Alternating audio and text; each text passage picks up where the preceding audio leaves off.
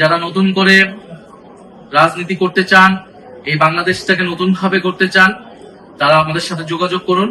আমরা প্রত্যেকটা জেলায়, প্রত্যেকটা আসনে আমরা সেরকম সৎ, যোগ্য এবং দেশপ্রেমিক নেতৃত্ব আমরা দিচ্ছি। সারা দেশের জাতীয় নাগরিক পার্টি সাংগঠনিক কার্যক্রম করছে এবং এ মাসের মধ্যে আমরা আমাদের প্রার্থী তালিকাও চূড়ান্ত করব।